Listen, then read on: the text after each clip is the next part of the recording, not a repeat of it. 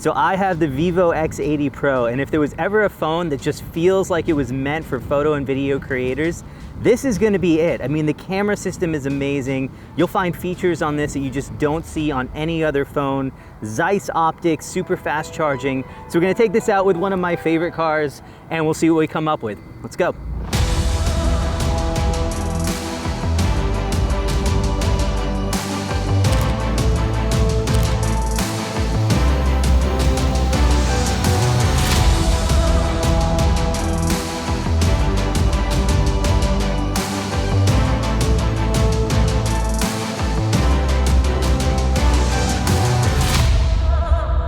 Tried to get out to the beach with a car. We couldn't make it out because the water has actually come pretty much all the way in. It's pretty crazy, but either way, it looks unbelievable.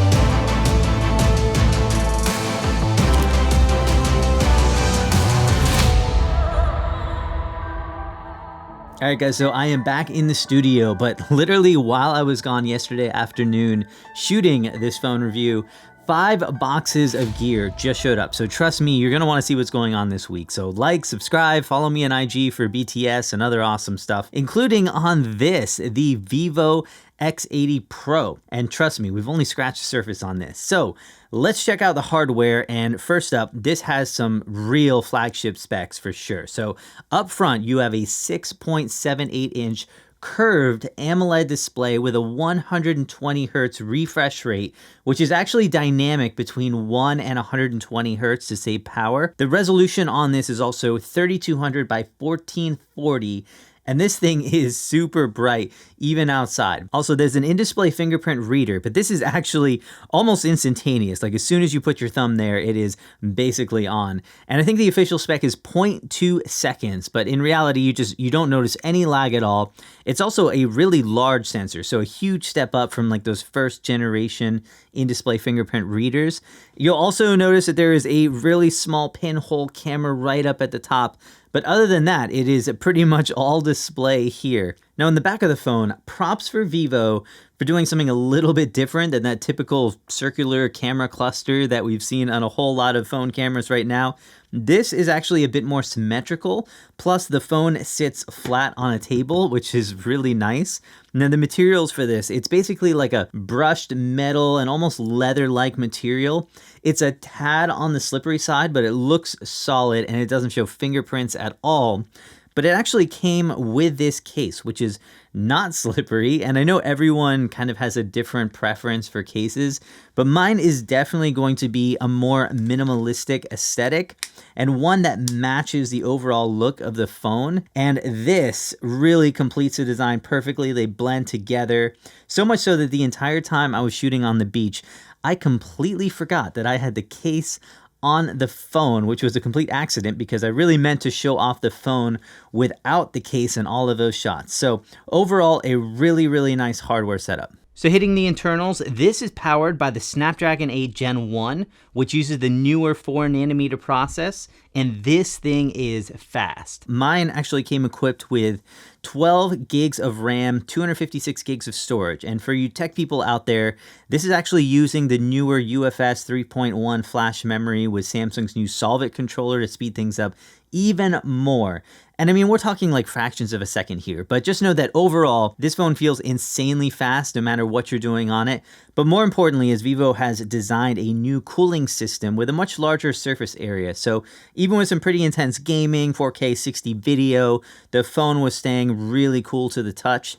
The battery has also gotten a little bit larger. It is now 4,700 milliamp hours, and it now has 80 watt fast charging and 50 watt wireless fast charging. So you can literally juice up this entire battery from empty to full in about 35 minutes. So one thing you'll notice on this phone is that, yeah, it's got a crazy camera setup, but there are features that just honestly felt like I made a list of all the cool things I would ever want as a photo video creator, and they're here. So we'll talk about the hardware first though, because this has a similar camera setup to before, although it looks completely different, but we have some brand new sensors and some new optics here. So 4 cameras overall, and really my favorite camera arrangement right now. You have on the super wide end, you have a 48 megapixel sensor. On the standard camera, we have a 50 megapixel GNV sensor with a wide aperture, 1/1.57. And for the portrait camera, it's a 2x optical 12 megapixel. And also we have that 5 times periscope camera, which is going to be an 8 megapixel camera on this. Plus, the entire imaging system is co-engineered with Zeiss, so all the cameras now come with their T coatings to help improve optical quality. You have a glass lens on it. You have a ton of software enhancements. I mean, color profiles, Zeiss Cinematic Video Bokeh, and actually quite a bit of bokeh control on this camera like crazy.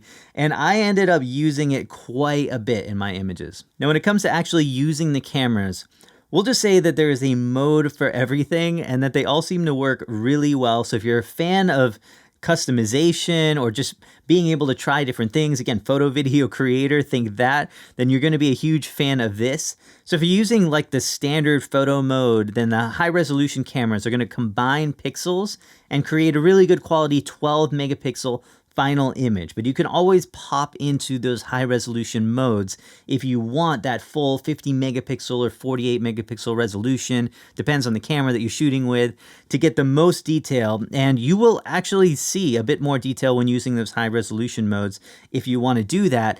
I tend to spend most of my time in the pro mode, and this thing literally gave me full control over pretty much every aspect of the camera, the ability to shoot raw. You can pick from any of the 4 cameras in pro mode, which you almost never find on a phone. And even the night mode lets you pick from all of the different cameras here. There's this super moon mode that I honestly didn't plan on using at all, but somehow it made it possible to capture a usable image of a moon from a phone camera at night, which is not something I expected. Now, my other go-to is going to be the portrait mode, and you can use this with anything. It doesn't have to be people, and it allows you to blur your background out like a professional camera, but you can also choose from a ton of different styles in this mode, including this Zeiss Cinematic mode. They gave it a really awesome anamorphic flare, which was really cool to use with a car in these night shots. But there is a bunch of different options for using a lot of different cinematic modes on this. Plus, absolutely everything from built-in skin retouching to sports mode is on this phone. I probably spent hours trying to figure out what to cut from this video because there was just so much that I wanted to include in it. Even the gallery app is giving you features that you just don't find in most phones. Tons of control for editing.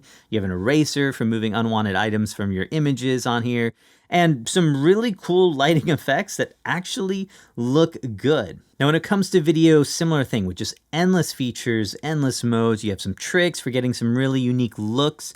But for video, there are a few restrictions in a few of these modes. So if you're just shooting your basic video, you can shoot 8K up to 30 frames per second, 4K up to 60 frames per second, and 1080p in slow motion, which is awesome. But again, one of my favorite features is actually going to be back into that pro mode. So you can control everything on this camera, but you can also shoot log video. And I really like this because I find that in the normal video mode, it can just sometimes seem a little bit over sharpened, especially if you want to color grade in post. But if you use log, you have so much flexibility and it looks really, really good. However, if you are using log, you can't use 4K 60 and it won't work with the ultra wide camera. So just a standard and telephoto camera plus that Zeiss Cinematic mode that was really awesome for photos is also here in the video mode with like background blurring, flare, but you can only use it at 1080p, so no 4K option on here. So again, you are getting features that you don't find in other phones, but for whatever reason, a lot of these features will have some limitations that you'll have to deal with. But no matter what, you'll get full manual control of at least the 3 main prime cameras. You get focus peaking, you get histograms, manual audio levels, and basically every feature in here will work at least 1080p and at least with the main flagship camera, and many of them working in 4K or with all of the different cameras. I also did a few stabilization tests because Vivo has actually added a gimbal to the portrait camera this time. And if you're doing things like walking or making small movements, this actually makes a massive difference. So whatever Vivo is doing to get a gimbal inside of this is doing great things for stabilization. However, remember that these are really small systems, so it's not going to compensate for like massive movements or if you're running or anything like that. Now, Vivo does have some digital stabilization modes on here, which I did try as well. They're not for me because it reduced the resolution to 1080p. I didn't find that it made a big difference either, so normal stabilization is what I use the most. And just like in the photo mode, there is just a seemingly endless amount of video features. I mean, there's a teleprompter in here that will literally, you can type in whatever you want and it will show it to you as you're recording if you're vlogging or doing something like that. And if you have ever had to do anything for social media, you'll know how features like that could be used in just so many different situations. But overall, I mean, the quality is among the best that I've used. You have full manual control, you have log modes, these Zeiss Cinematic modes, and a freaking teleprompter. So this is quickly becoming my favorite camera phone for photo and video creation. But if there's anything that you guys wanted to see that I didn't test and you want to know more about, definitely hit me up in the comments. But I have so much new stuff coming out soon, so please subscribe, hit those notifications, and I'll see you guys soon in a new video.